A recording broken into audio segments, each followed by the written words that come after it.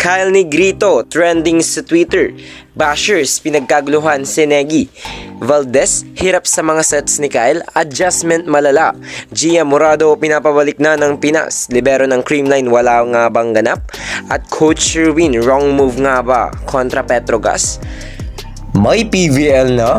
May UAAP pa! Gusto mo bang kumina ng pera this valuable season? Andito na si 1xBet, ang #1 sports betting site sa Philippines. Get the chance to win up to 6,000 pesos bonus sa una mong deposit. Paano sumali? I-click lang ang link na nakapin sa comment section, mag-register at gamitin ang promo code na 1xvolleyball. Ano pang hinihintay mo? Bet responsibly! Sa kabila ng pagkatalo ng Creamline Coast Smashers ay marami ang napansin ng mga supporters kung saan ay nahirapan ng koponan sa kanilang laban at halos di nga ito pumantay sa level ng Petrogas sa paglalaro. Although nagkaroon man ng momento ng Creamline, ngunit di ito naging stable dahil na rin sa mga lapses na kanilang nagagawa. Dito ay pag-usapan natin ang mga rason sa kanilang pagkatalo.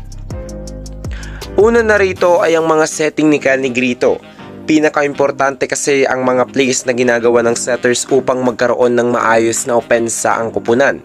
Subalit mukhang hindi nga ito naging applicable sa Creamline dahil todo adjust nga ang mga spikers nito at tanging si Carlos lamang ang nagkakaroon ng magandang bigayan ng bola.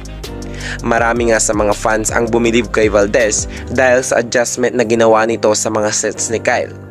Dahil nga rito ay ginugusto na talaga ng mga fans na ibalik si Gia Morado dahil na rin para man lang gumanda at umayos ang setting department ng Creamline Coast Smashers. Sunod dito ay ang depensa ng mga libero. Hindi nga gumana ang depensa ni Kyle Atienza at Ella De Jesus. Nahirapan nga ang dalawang libero ng Creamline na makapagbigay ng maayos na floor defense para man lang sana ay matulungan ng kupunan sa depensa. Subalit hirap nga ito at tanging si Valdez nga lamang ang may mataas na reception para sa team.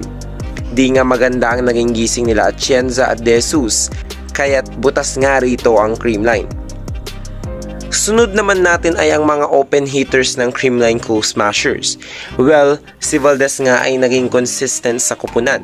Ngunit kahit gumagana si Valdez ng maayos sa opensa, ay sa mga sets ni Kyle sa kanya ay nagagawa pa ring palitan si Valdez ni Coach Sherwin. At dahil rito ay napuputol nga ang momentum nito sa paglalaro. May patawang tweet nga rito ang mga fans ng Creamline with this caption, "Sherwin, di makapatay si Gemma, ilabas mo nga si Valdez." Ang pinakahuli ay ang decision making ni Coach Sherwin sa mga challenges, starting players, subs, and more. Medyo crucial din ang mga palitan moment ni Coach Sherwin kung saan ay useless nga ang mga ipinalit nito sa laban. Instead, magkaroon ng momentum at magic bunot sana para sa team ay hindi nga ito umepekto para sa kanilang kupunan. Although maganda naman ang pinakita na laro ng Creamline, ngunit marami nga ang dismayado sa mga resulta ng kanilang laban. Mga ka-trending, sino kaya sa tingin mo ang may pagkukulang sa laban na ito? Sa tingin mo ba ay kailangan may sisihin sa pagkatalo ng Creamline? Sa tingin ko, wala. Dahil Petrogas did a great game and talagang lumaban sila ng buong puso against Creamline.